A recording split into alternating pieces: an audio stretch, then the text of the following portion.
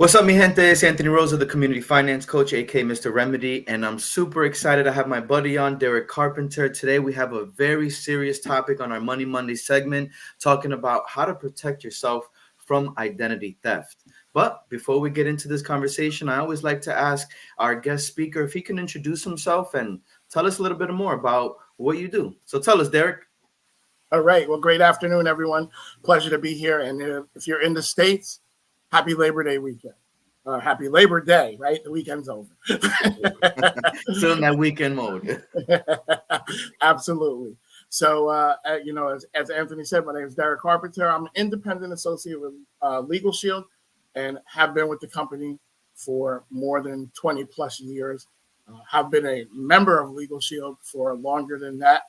And we'll talk a little bit more about that. But just personally about myself, I've been married to my lovely wife for 25 years. We've been together for 37. We don't have kids, but we are aunts and uncles to a great many children in our lives. We get to do a lot of things because of our belonging to this business. It's afforded us a lot of opportunities to be impactful members of the community. I like to work with second chance folks, that are folks who are coming home from incarceration, and I try to help them integrate. I don't try and do anything.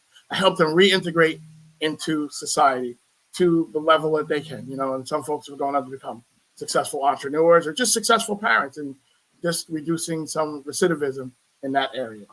My wife is also my business partner as well as my life partner, and she focuses on the area of feeding folks. We feed the hungry. That's our charity name. It's called the We Project. We're based out of where we live here in New Jersey, but we do the predominant bulk of our work all around New Jersey, but predominantly we're based out of Jersey City, New Jersey. And you can find us in the Heights on certain days. And that's it. We're not looking for, if folks who are hungry and they're in that area, we're not looking for paperwork or anything else like that. We're just looking for people who need a little extra. Some folks do have jobs. It's not about, being underemployed or anything else like that. It's just like after you pay all the bills, it's hard to eat. And we just want to make sure that people eat. Kids, old folks, young folks, two income households, whatever. So the ability to be able to do what we do has afforded us the ability to be able to help folks in that capacity. And we love doing that. And that's our thing. We love helping people. And that's what we're going to talk a little bit about today, and how we help people in our business and our professional lives. And that is, Anthony's going to talk more about some of the statistics, and he's going to give you some of those numbers. But the reality is that the epidemic of identity theft isn't a 2024 problem or a 2010 problem. It's a problem that has exploded since the beginning of the 21st century. It's always been around. It's not something new, but with the advent of the internet and access to people's information becoming readily available. And the biggest thing that I'm going to say is what I hear all the time, without fail is, well, I don't use the internet. I don't do anything online. That's great. Every entity that you do business with is connected to the internet. Every entity that you do business with is connected to the internet. So you may not ever use the internet. You may not even be watching this. Somebody may be showing this to you because you don't even have a device. And you say, well, I don't even have a phone that connects to the internet. Doesn't matter. Your information is already out there. So the question isn't whether or not you personally have your information on the internet because you put it there, or the question is when someone can access it from one of the millions of public or even private databases that has your information. So the question is always, who's using your name? Who's using your number? Who's using your information? Because it's most likely out there, and it's not a matter of when it's going to happen or if it's going to happen. It's a matter of when it's going to happen. It's true. How do you protect yourself? So with that, Anthony, I'm going to kick it back over to you, and you're going to let them know about those numbers that you so graciously pulled up. Yeah, no, Derek, I really appreciate you coming on as a guest speaker on this Money Monday segment. You know, for those that have been following, I do this Money Monday segment with a different guest speaker on different topics every week. And today we're talking about how to protect yourself from identity theft. A couple of weeks ago, for those that don't know or are not aware, there was a breach with the IRS and it leaked over 2.9 billion records. And some of those statistics, Derek, that you were talking about was in 2021, one out of every five individuals or Americans had been impacted by identity theft. And in 2023, as a result of identity theft, it was a cost of over $43 billion. And that's a lot of money. And with the ratio of how many Americans there are, one out of every five, you're talking that's not a needle in a haystack anymore. At all. And for those that, even see me, my appearance, I might be a little bit off. I'm in disguise right now, of course. My lady said that I look like Wolverine and I wanted to protect myself from my identity. So I had to do a screen share, show you guys this image. So for those, I'm taking identity theft very, very serious, as you can imagine. So if I have a resemblance, it's on purpose. Wolverine was my favorite X-Men. So for those that are watching, don't judge. I'm just protecting myself. No, I'm just playing. But having the conversation of identity theft is not the funnest of conversations. And so how can we protect you, or how can you protect yourself? So Derek, please share with us, how can people protect themselves from identity theft? When we talk about identity theft, what comes to mind? Okay, so the number one thing that you're going to hear from the FTC, which is the Federal Trade Commission, is you're going to hear things about like credit freezes. And what a credit freeze is it's actually a very good thing. It literally is that. You contact the three credit bureaus, which Equifax, TransUnion, and Experian, and which is the largest of the three. And what you'll do is you'll let them know. Essentially, they'll put a marker on your credit file that no one can open any new credit accounts under your information. That's great. Also, but when you want to do something, that means you also have to let them know that this is you. So you don't have access to instant credit anymore. You can't take advantage of those situations, which is as Anthony will tell you, is a good thing in a lot of ways, because that'll keep you out of a lot of trouble as well. But it's also inconvenient. But it is very effective for credit. This is they could do those freezes online too, Derek. Just so you know. Correct. So somebody calling it in, sending a letter, going online. Absolutely, a fax, an email. There's tons of different ways. You don't actually have to call in. That is 100% correct. The situation, and people say, well, that's great. I'm going to do that. But the understanding is that we're not talking about fraud. We're talking about identity theft. And fraud is only 17% of all identity theft. Anthony made quite a funny joke in reference to his appearance. But here's the thing. It's only a joke when it happens to someone else. When it happens to you, it's not a joke. And what's the thing that's not a joke? The police have an expression that they use because they hear this all the time, right? It's called Toddy, Toddi. The other dude did it. And this is what they hear all of the time. So imagine, as my friend was pulled over and was asked for his identification, a Air Force veteran had no problem giving all of his information, his paperwork and everything else like that, and then being told to step out of the car. Well, for what? What did I do? Well, there's a warrant for your arrest out of the municipality of East Orange, New Jersey. Well, this is Philadelphia, and I've never been to East Orange, New Jersey. Well, is this your name? Yes. Is this your address? Yes. Please step out of the vehicle. Right? Well, it's not me. Well, no police officers ever heard those words before, right, Anthony? It's not me. You got the wrong guy, right? They've never heard that before. So now he's transported from Philadelphia to East Orange over a holiday weekend, much like we're in now. So he doesn't get to see the judge like today on a Monday because there is no court today on a Monday. So when he finally gets to see the judge opens the file and immediately says, this is not the right guy.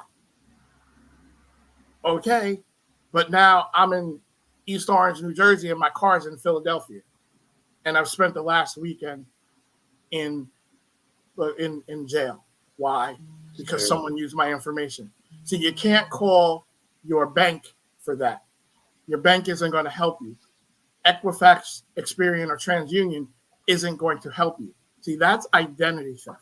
When someone gets a job in your name and the IRS comes out knocking on your door saying you owe us 10, 12, 13, 14 years in back taxes, how would you like to pay? Cash, card, or check? And you say, it's true. That's not me. And they say, is this your social security number? Well, yes. Well, is this your address? No, that's not my address.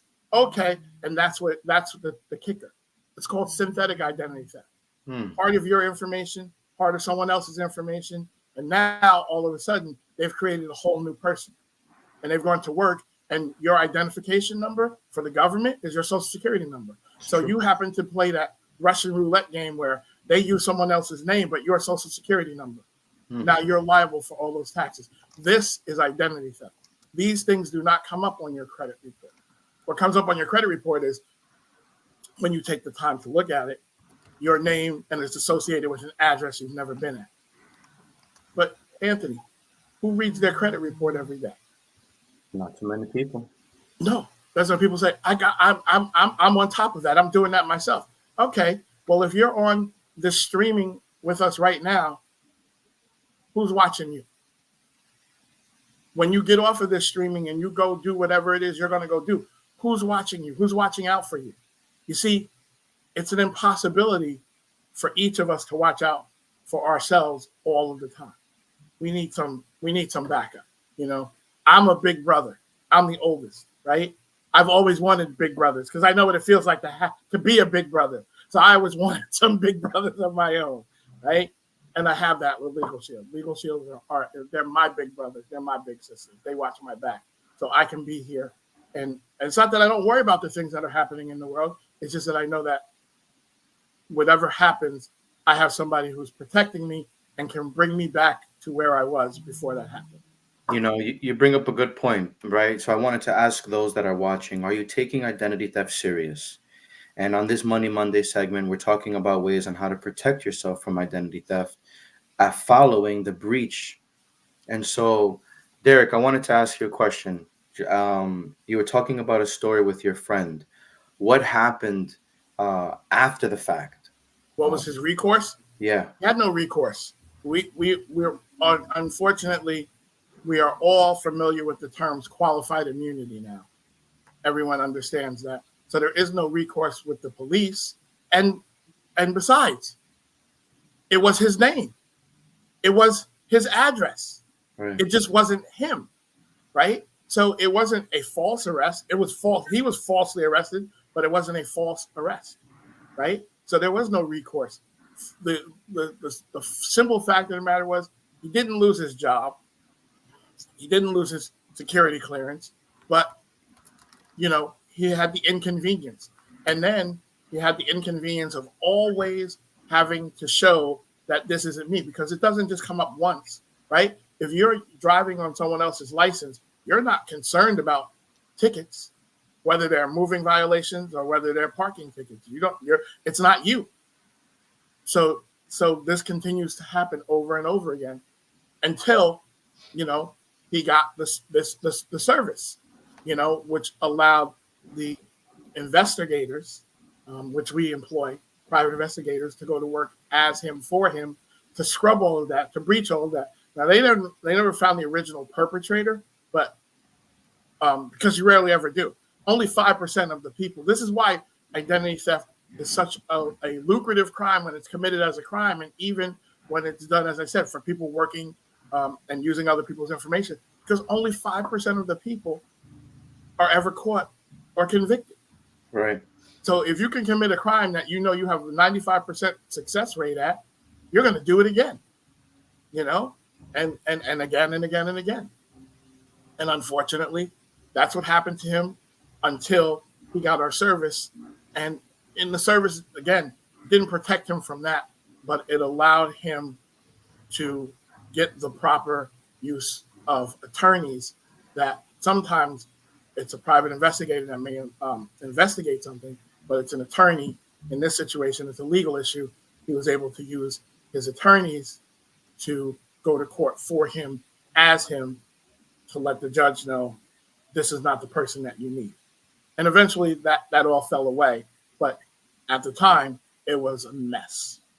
So it's definitely a peace of mind that Legal Shield, if you have a case and you're going through identity theft, that they would send a private investigator to kind of assist you, find out where this is coming from and how it happened ultimately. I think more than not, people are like, how did my identity get stolen? I'm having an uptick of clients on the credit side telling me that their information has been found on the dark web. A couple of weeks ago, I had a client tell me that someone went to PNC Bank to open up an account. I had someone recently tell me that there was a Verizon bill for $3,500 that came up on their credit report in collections. And mind you, this is a person that had a 700 credit score, has a great job, on-time payment history, and you mean to tell me he had a Verizon account for $3,500 that he didn't know about? And once I disputed that item, guess what? The debt was canceled and it was removed. So how many people actually have issues with their credit as form of credit fraud? They're getting a call from a company. They don't even remember where it was. They're not validating the debt and they're just paying it. Exactly. And then, once you pay it, it becomes now a part of your permanent. It's a permanent. You're accepting the debt as part of credit fraud from the identity theft, right? So another tip, right? We talked about the first tip is putting a freeze. A tip that I'm suggesting to my clients is put a bank word at your bank, right? You got to call the 1-800 number, give them a code so that if you go and make a transaction at the branch, the teller has to ask you that code. And if they don't ask you that code, you as the individual have to remind them and say, hey, don't I have a code on my account that authorizes any type of transactions? And it might take some education even from the banker, right? Because not a lot of individuals use this practice. But if you're at the bank and you're trying to make a transaction, having that safe word can protect you from a fraudster coming in with a fake ID that can't verify that secret word. Absolutely. So the next, recommendation or remedy is putting a bank keyword. Any thoughts on that? Yeah, well, not only that, but I'm going to extend that out because you brought up Verizon. Do the same thing with your mobile accounts to prevent people from, because as you said, folks who have a stellar credit rating can get multiple lines. And, what do they do? The first thing they're going to do is get iPhone 15, iPhone 20, and if you can get 10, 20 lines, they're going to get 10, 20 lines on credit. They're going to sell those phones. And, even if they don't activate them on your account, you're still going to be responsible for, $15,000, $20,000 worth of iPhones that you do not own and have or in inventory. So it's crazy. Your safe word works on your on those accounts as well. So right. There are, yes, absolutely. That's 100% one of the things that you can do. I don't want to go over lightly the importance of updating and changing passwords. I mean, that should be self-explanatory. But what I'm understanding is that common sense isn't as common nowadays. And it's sometimes misunderstood as a genius idea. So I'm hearing that if my clients are not being proactive and they don't know where to go, then they need individuals like us or like an organization backed by Legal Shield to protect us from ourselves. Absolutely. So what I would say to that end with regard to passwords is, as part of Legal Shield's ID Shield package, which is the product that we represent with Legal Shield, you get a password manager, Hmm.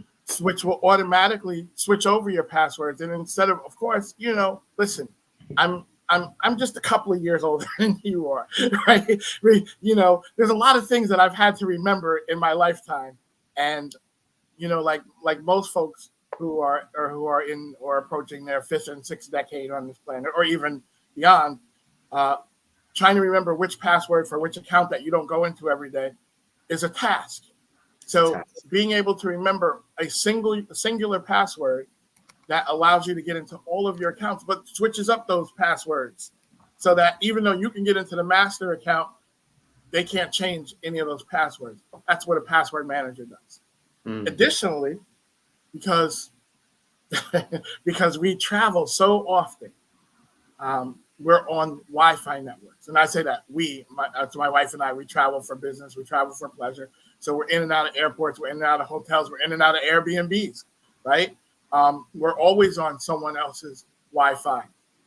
A comprehensive tool is a VPN, a virtual private network, which essentially acts as a tunnel for our internet service. So, remember that magician movie, Now You See Me, Now Me Don't, Now You Don't? Well, that's how we are. 1 minute they're like, hey, they were just on this network, and now we're not, because we are able to have it on all of our devices.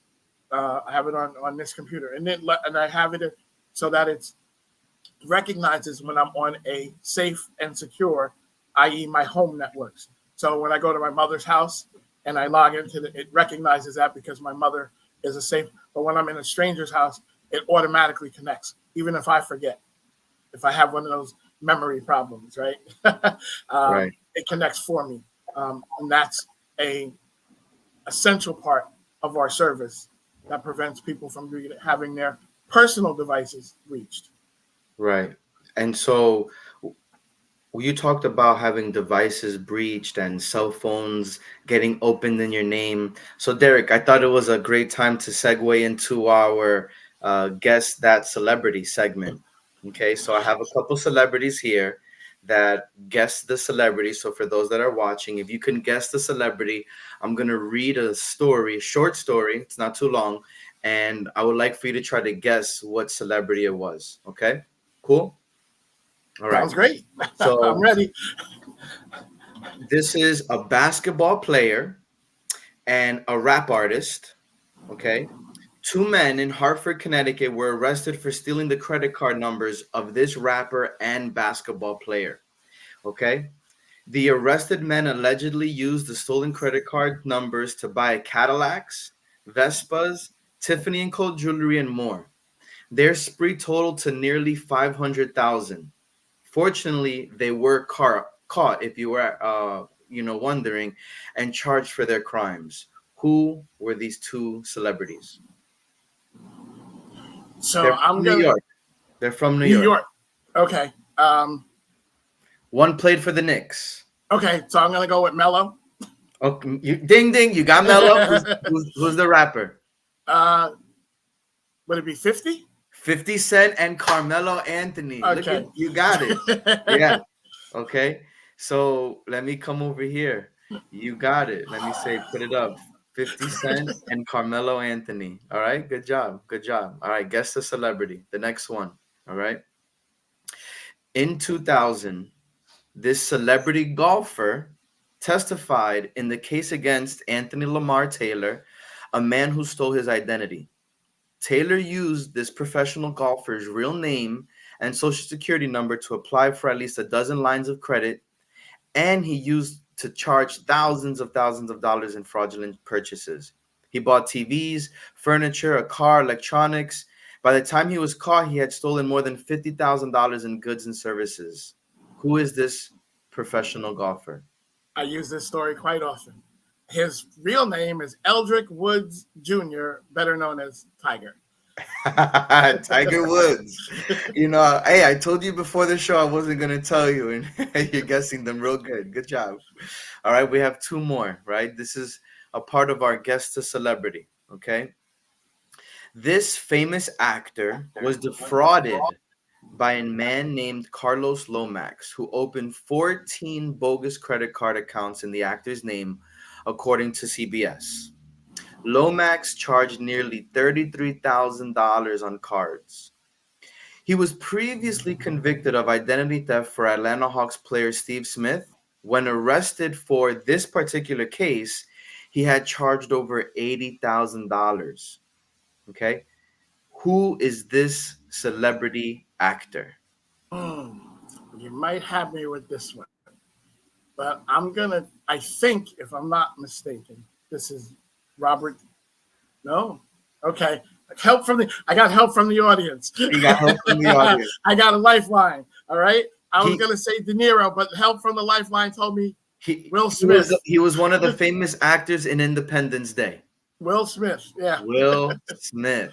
See, that's what you have partners for. All right. And then the last one to guess the celebrity. Okay. In 2013, the reality TV star became a victim of identity theft. Someone called American Express claiming to be her and giving her personal information. The thief changed the social security number to that of Luis Flores Jr. The thief also changed the mailing address and asked for a replacement card to be sent. Flores and his mother pled guilty to federal charges for the crime. According to Huffington Post, Flores has been linked to fraudulent activity with other high-profile people like Paris Hilton and Ashton Kutcher. Who is this TV reality star? Hey, you got me there. That one I don't even. Okay. Kim Kardashian. Okay. I don't keep up with the Kardashians. Kim Kardashian.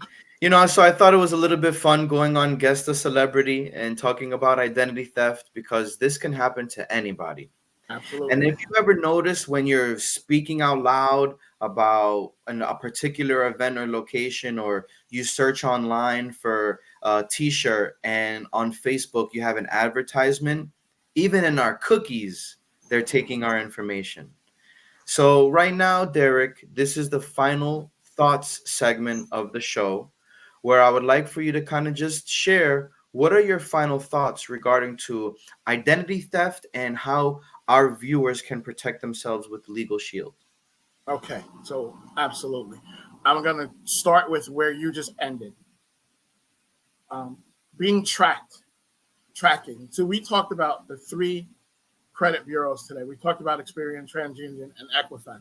But there are thousands of credit and data collection companies in the world that track your information for those reasons. They track you for ads. They track you for things to bring that here, and they collect and hold on to that information. There are companies out there that know you and your habits and your buying habits better than you know yourself.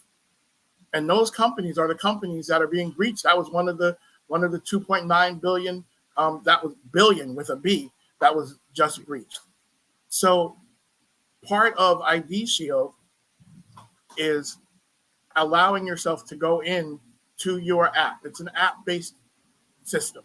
You can go into your app and you can have that information scrubbed. Now, some of these companies are persistent. You'll get your information scrubbed, and they have to comply. It's a government mandate. It's federally mandated that they comply. It's not federally mandated that they don't start you back up again. So our service, one of the things part of our service is that you'll get scrubbed, and then 45 days later, they'll go back in to make sure you're still scrubbed. And if you're not, they'll send another request, and they'll continue to follow up for as many times as it shows up. And you can do that with each. And I didn't realize until I activated this particular part of my service, how many there were and how effective this is. So after doing that, I got what was known as a social media score, much like a credit score, that showed me, we did the red light, green light, yellow light, green light type of thing so that you can see. I started out in the yellow near the red, and now I'm still in the yellow, but I'm closer to the green and far away from the red, which means that my information doesn't just trickle out online. That's what I'm talking about, having the power of these services to back you up. Now, that doesn't mean so here's the next most important thing that I want you to understand. You cannot prevent identity theft. Our information is out there. I was born in the 60s. They used paper way before computers. And somewhere along my long, lengthy school history, in a box somewhere, in a warehouse somewhere, are sitting tons of papers from all of my time just being in school. Forget my medical information and all of my employment history. It's sitting in a box somewhere with my social security number on it. They didn't block those things out. So when that information's out there, you can't prevent what's already been out there. You can only protect yourself. So we don't claim to prevent identity theft. And if anyone tells you they can prevent identity theft, please do me a favor and run as fast as you can. If you can't run, limp. And if you can't limp, but move away from this person or this company as fast as you can. But you can protect yourself. Our company offers not resolution, we offer restoration. Resolution is, here's a packet of papers, we'll tell you what to do, go ahead and do it. If you have 60 to 600 hours, you can take care of this yourself. As I explained to you before, with our company, we sign a limited power of attorney for a licensed private investigator to go to work for you to resolve this issue in your name. And we also offer a $3 million service guarantee where anything that's required, copies or anything that's required to move this issue along, is not an out-of-pocket expense for you. So we offer that $3 million policy along with that. $3 million is a lot of money to repair you, but your identity, your privacy, your data is priceless. So you can't really put a price on that. That's what we do.